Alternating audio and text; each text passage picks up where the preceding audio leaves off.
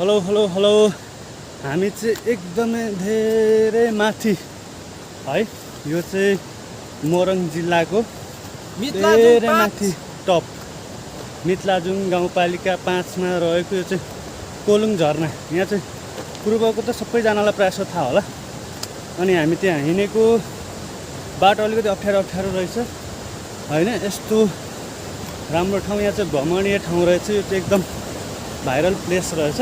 अनि यहाँ चाहिँ धेरै टाढोबाट पनि मान्छेहरू आउनु हुँदो रहेछ। सायद तपाईँहरू कति त आइ पनि सक्नुभएको होला हैन। अनि हामी पनि हिँड्दैछौँ। बाटो हेर्नु न, बाटो पुरै खोलाहरू झर्नु खतरा खोला झर्नु होइन। दामी प्लेस छ। गर्मी महिनामा डिप फ्रिजमा बसे जस्तो मस हुने ठाउँमा आउन मन छ भने तपाईँहरूलाई यो मितलाजुङ 5 मा रहेको कोलुङ झरनामा चाहिँ आउन सक्नुहुनेछ। ल हामी तपाईँहरूलाई आज कोलुङ झरना देखाउँछौँ है त। मासु पनि अगाडि पोलिरहेको जस्तो लाग्दैछ मलाई जहाँसम्म। मासु सुँगुरको मासु अगाडि लिएर पोल्ने यो गरेको छ प्राय मान्छेले चाहिँ। अगाडि हेरौँ के हुँदै जान्छ।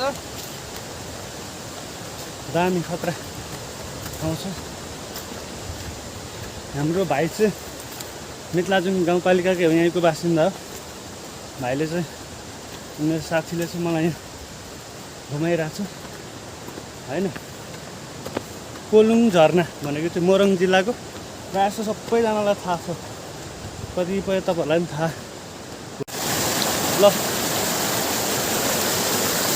हामी चाहिँ झरना आइपुगिसकेका छौँ। अनि उतै चाहिँ झरना रहेछ त्यहाँ सायद माथि है। एकदम राम्रो ठाउँ छ अरे भनेको सुन्नमा आएको छ। राम्रो सायद तपाईँहरू कतिलाई थाहा पनि होला यो झरना चाहिँ होइन। त्यही माथिको चाहिँ प्रायः जसो झरना हो। बाटो हिँडेर आउनुपर्छ। रङ्गेली हुँदै आउने धेरै मान्छेहरू छन्। तपाईँहरू पनि कुनामा बसेको कतिलाई थाहा हुन सक्छ। यो झरनामा चाहिँ तपाईँहरू पनि एकचोटि पक्कै आइदिनु होला। ल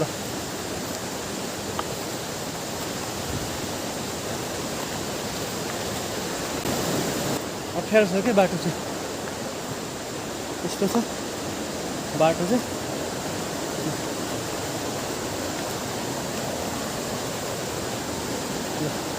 मासु पोलिरहेको छ।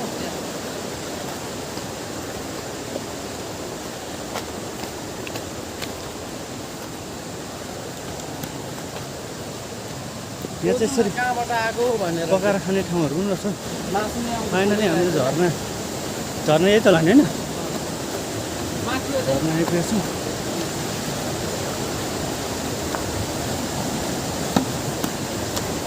आमा यो फोहोर भएन अलिकति फोहोर चाहिँ हो। कस्तो चिसो ल झरना। ल भाइ बहिनीहरू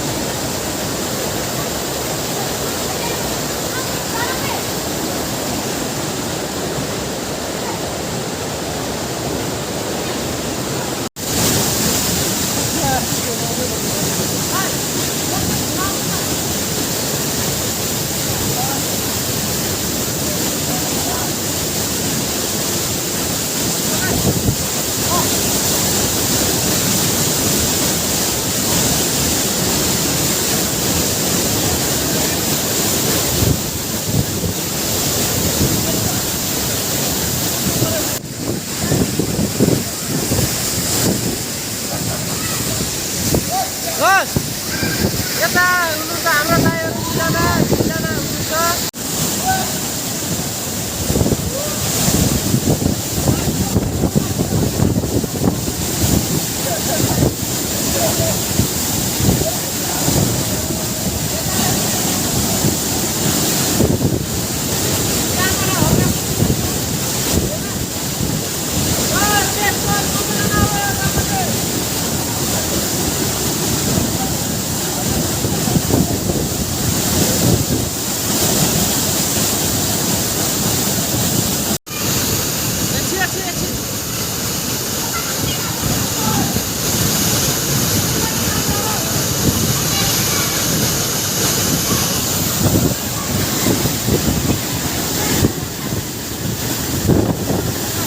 यो ठाउँ तपाईँहरू आउन चाहनुहुन्छ भने पत्री जाँते हुँदै हाम्रो यो तेली खोलाको सिरानमा छ यो ठाउँ।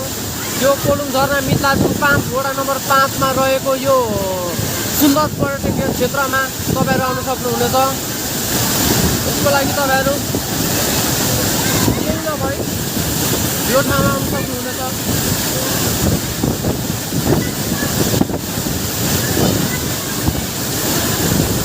तपाईँहरू जुनसुकै जिल्ला जुनसुकै ठाउँबाट पनि तपाईँहरू यो ठाउँमा आउनु सक्नुहुनेछ।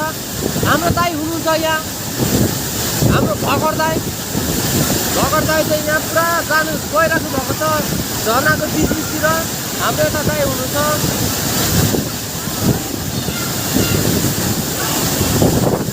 निस्किसक्नु भएको छ हाम्रो दाइ चाहिँ।